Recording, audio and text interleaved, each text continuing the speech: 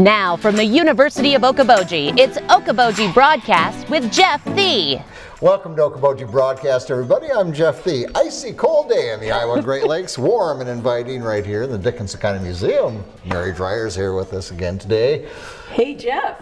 What can you say? Minus 27 wind chill this morning, wasn't it? I thought it felt like 26, but...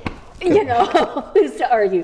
Who's to argue? Yeah, but you know, when it does get cold like this, and we had the big snow last Friday, it makes you think of outdoor activities that you can enjoy. You know, we always think about coming to Okoboji for the summer fun, the boating, the skiing, the swimming, the fishing, all that.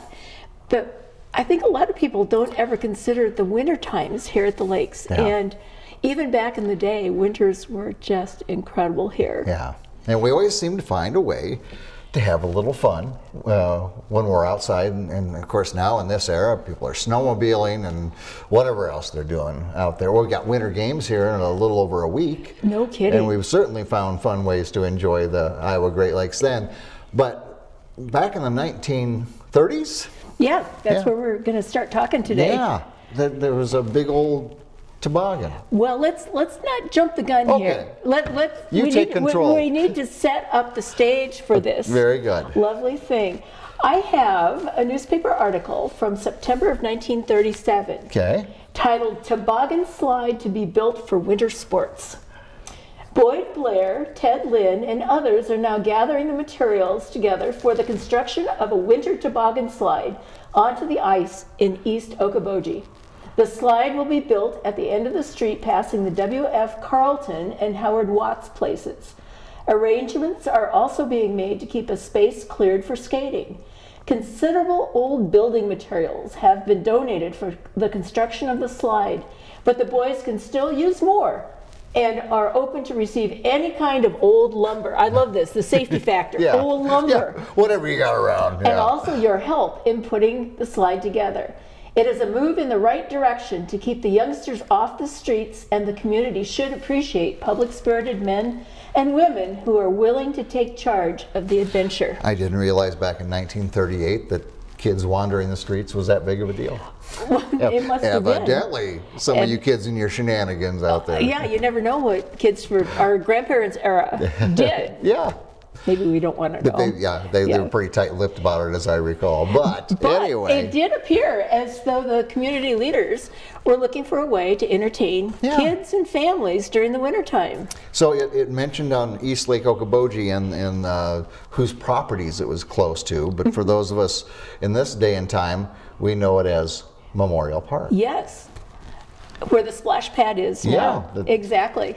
You know, I even remember a slide being there when I was a kid. Is that right? I have the vaguest memory of this big wooden structure, and I don't think there were steps going up to it in the summer when I saw it. And I remember my dad talking about when he was a kid, actually going down this original slide back in the 30s. Yeah.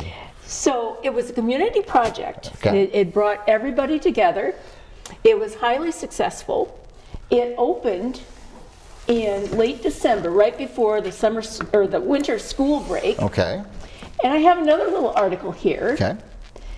And this is from December, just 2 months after they were starting the construction of this. Okay. Toboggan Slide finds favor among both old and young. The new toboggan slide on East Okoboji has found much favor among both old and young people of both sex.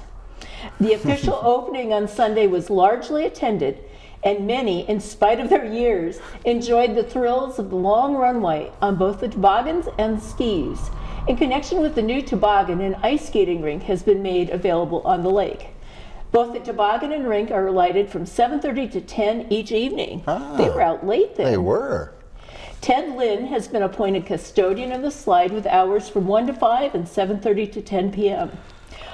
Now, this is good to know. Where it gets good? Okay. All minors must have permits from their parents before they will be permitted to use the slide. The project as a whole, growing out of the minds of Ted Lynn, Boyd Blair, and Glenn Ramsdale, is a step in the right direction for some sort of winter sports in the Lakes regions.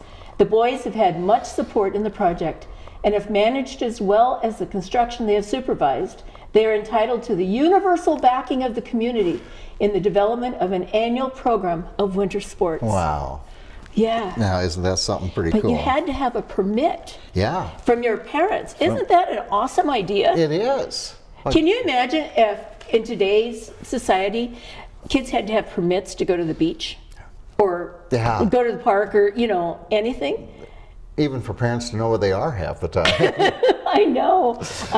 Times are different. I remember having to have parents sign notes from school, you know, that you make sure your parent signs this. And right. It was also like going to the warden's office. Oh, I don't want to give this to my mom. I know. But so yeah, they needed permission. Yeah, slips. well, and I think that there's a reason that permission was needed. I have found several articles throughout the years that this slide was in operation of tobogganers who were under the care of a doctor or in the hospital with a broken leg or a broken arm or whatever. I did talk to one local gentleman, Don Gregerson, this morning. All right.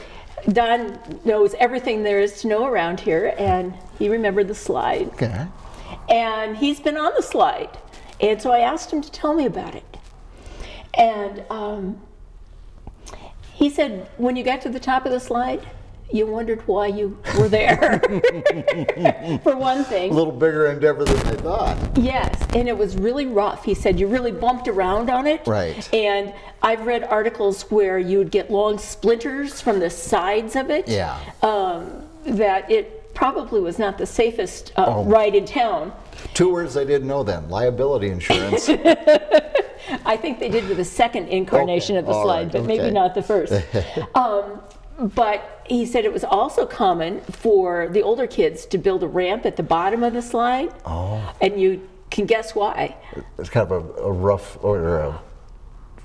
Well, think of a toboggan hitting a bump and then going up in the air and then down onto the lake and going out onto the lake. Yeah, right. And realize, in the films that I've seen of this, there were typically skaters on the ice, and so there was some chicken playing going on at the same time. They needed a sign that says, "Skaters beware flying tobogganers." Yeah. Don told me that it felt like it was life-threatening. And he said that after you went off that bump, you know, and flew through the air and then landed, he said your spine was 4 inches shorter. That's where all the shortness of that generation comes from. Yeah. Oh my goodness. And I asked him about, you know, how difficult it was to carry a toboggan up the steps. Right. And he said it was best if you had one person on the front and one on the back. Okay. And I didn't realize this, but he said the steps were built like the steps going down to your basement. That they weren't skinny little steps like a slide. They were decent width and, you know, whatever. But still, I'm not sure I'd want to do that. Yeah. I'd really like to go down it, though. It wouldn't be fun to see again. You know, I've always said this is where I wished I had grown up. Yeah. I mean, really. And to see this slide makes me want to even more. Yeah. It would have been so fun. Where did you slide when you were a kid? Oh, you know, growing up in Algona, we had some good hills right around the country club area and so forth. But then we'd go down to Humboldt, and they had a ski area I've down been there. Yes, and that's where I learned. In high school. That's where I learned how to fall down. Me too. Rope toe going back up. Oh yeah, I don't know how many pairs of mittens and gloves I went through there. But that was going down to Humboldt was a great place to toboggan or sled or whatever. Yeah. How about you? Well, I grew up in Iowa Falls, and we had a river bisecting the town, and I lived on one side of the river, and the cemetery hill where we went sliding was on the other side of the hill. So sometimes we would even walk on the river to go over to the cemetery hill. And it was cold. It was really cold. The cemetery hill, when I was a kid, was so big, it was like Mount Everest. It was just huge. Yeah.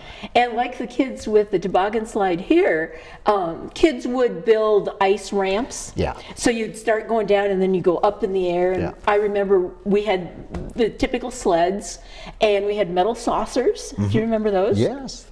And only the really lucky kids had toboggans.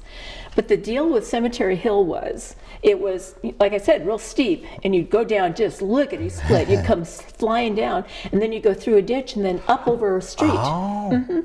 You almost got to the cemetery. I know. The hard way. Like, yeah. But oh, it was fun. I don't know if kids still sled there or not, but it was just fabulous. It makes you wonder. I mean, when you think of all the memories you've got from doing those things, and you didn't think about safety and how did we survive? The fact we're at the ages we are is nothing less than a miracle. Well, you know, I'm just now remembering at the school that I went to elementary school at, they had one of the old metal slides, you know, that was really steep at the top and came down, and it was fairly low to the ground at the bottom of the slide. And we would take wax paper and wax the metal slide, and during recess we would see who could go the furthest, and the idea was to see if you could hit the building. Oh yeah, or the old swings where, you know, you'd up his back as far as you could, and to the point where the legs would start to pop up, and you would jettison yourself out to the playground, and then dust yourself off. When's my turn again? You know? Yeah, drinking out of a hose, all these things we did as a kid, and here we are alive and well, and worrying about a pandemic. No kidding. But this slide was really awesome. Yeah. And it sounded like to me, I read one article this morning, that there was a time there were 1,000 people there. You know, it's like we talked one time about the lighting of the Christmas tree downtown, and how there were 1,000 kids there. And you know, we both kind of laughed about how could there be 1,000 kids? Well, maybe there were at that time. You know, and here where we're talking about 38, 39, we're just coming out of the Depression. People didn't have, you know, that the kids didn't have their own cars to go do anything, and you know, you made the entertainment where you could, and you still wanted to have fun. Kids are kids. I don't care what decade you're talking about. Right. In one of the film segments, it shows kids just sledding down a regular hill on their butts. Or some of the kids had pieces of cardboard, and you could tell it was cardboard because it would flop as they were carrying it back up the hill. Wow. Those things, you know, like the slide at Arnold's Park, you know, you had that little piece of cloth you sat on, and down you went. And you might survive. Some of the brain damage I have now. But, you know, something else that I found was interesting. This slide attracted people from all over. It was a really, really popular thing back in the day. And so much so that I found articles where the other communities around thought they needed to build slides also. And there was one article I read about the JC's or Kiwanis, anyway, a civic group in Milford who wanted to get together to build a really humongous slide at Arnold's Park to attract even more people and make it a year-round destination. Back in the day.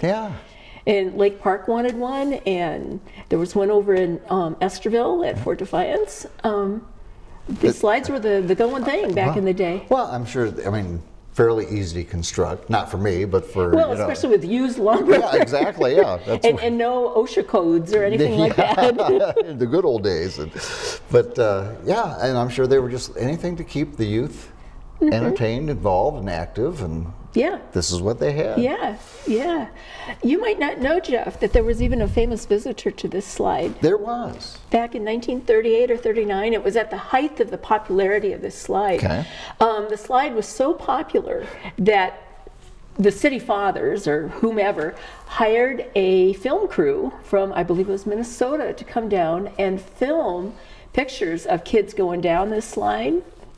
And the big deal was they were going to show it at the Royal Theater downtown, along with another film. I bet that was a big deal. It was a big deal, and it was a fundraiser also for the slide. Oh, wow. Yeah. They knew what they were doing. They did. But during the same era, the celebrity came to town. This is somebody whose name everybody knows. Sure. Never knew he was here. He came at the behest of Muriel Turnley. You've heard of her. Yes. Ran the Peacock. And lots of other things. Was very well known, and she was a friend of Jack Dempsey, and persuaded Jack Dempsey to come to the area back in the winter of 38 or 39. And here's a picture of Jack Dempsey on a toboggan not going down the slide, Oh, yeah. but he was there with the guys who came up with the idea of having the slide. They were on the toboggan together. Wow. Jack Dempsey, The heavyweight champ, you know. That's, yeah, was here to see our slide. Isn't it? But it's good to have connections. It Muriel really is. obviously had Yeah. connections. Yeah. Yeah, she did. And also, you know, I have not been able to find out when this slide was taken down, this original slide. Okay.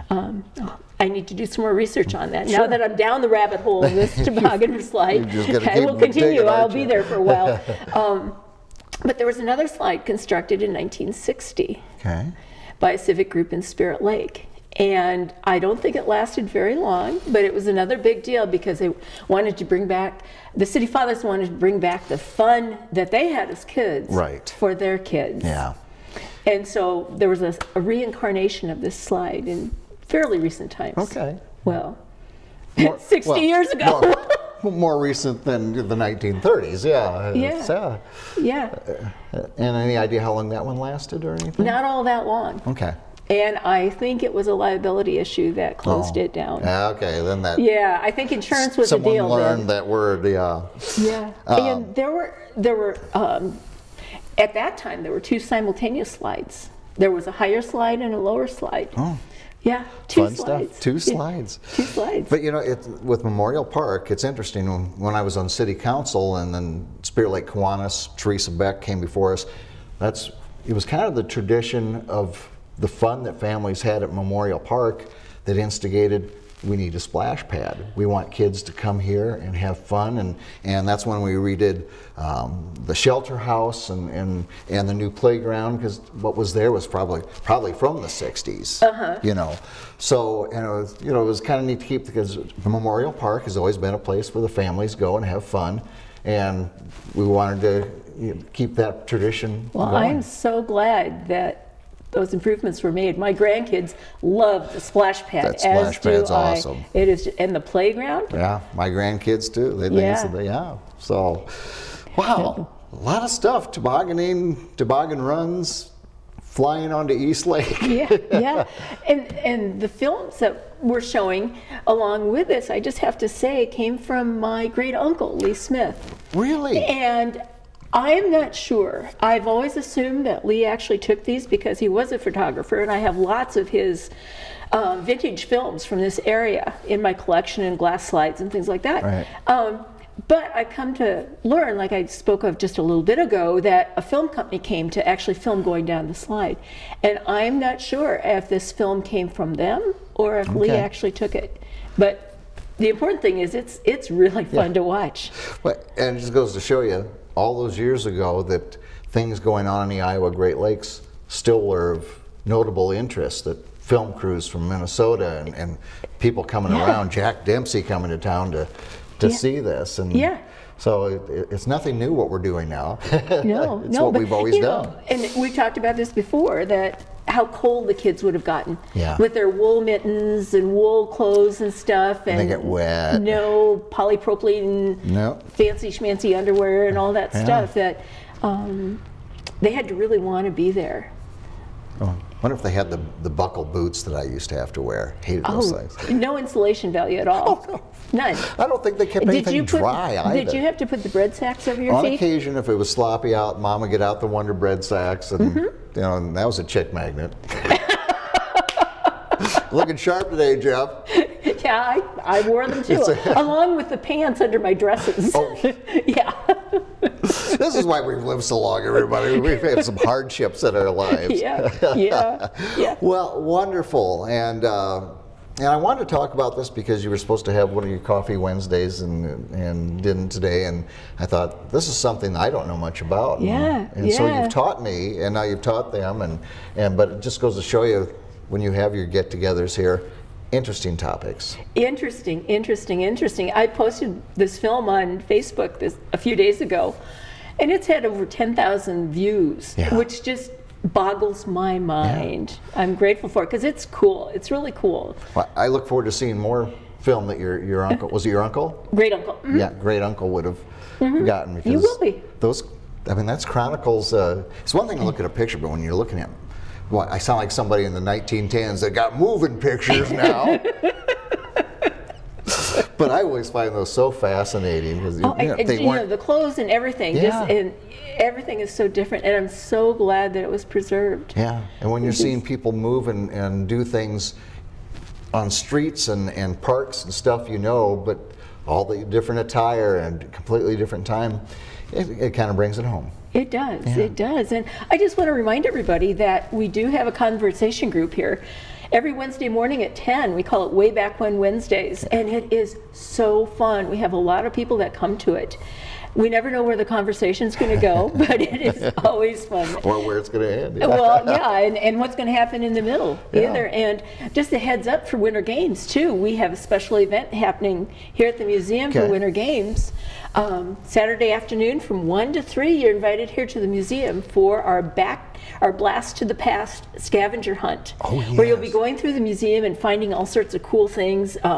We've got really funny clues to find stuff, and it's going to be a fun day. That's fun, and you're tricked into learning. That's that's always the key, when you can trick them into learning something. Yeah, make it fun. That'll be fun. And I guarantee it will be warmer here than it is outside. I would guarantee that. So go get your chocolate at the Chocolate Galleria, and then come here and do the scavenger hunt. So what time on Saturday? Between 1 and 3 on Saturday. Just come anytime during that time. All right. And we will be ready. Bring your old buckle boots and take them off at the door. Oh, all right, my friend. Well, thank you for talking about our toboggans that we've had here in the Iowa Great Lakes and toboggan runs, and what a fun time. Mary, thanks for being with me. Thanks, Jeff. I always enjoy it when you're here. I enjoy it as well. I get to learn something. So could you, right here at the Dickinson County Museum. We thank you for watching us right here on Okoboji Broadcast.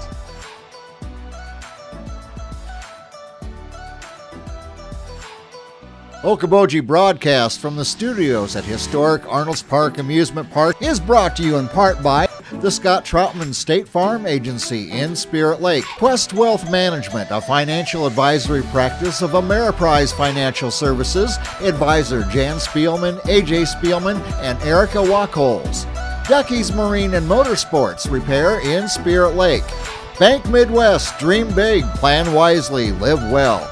Lakes Regional Healthcare and Avera Partner. Ruthven Locker at the lake, where carnivores are welcome on Hill Avenue in Spirit Lake. Beck Engineering in Spirit Lake. Be Radiant Laser Skin Studio in the Okoboji Plaza in Okoboji.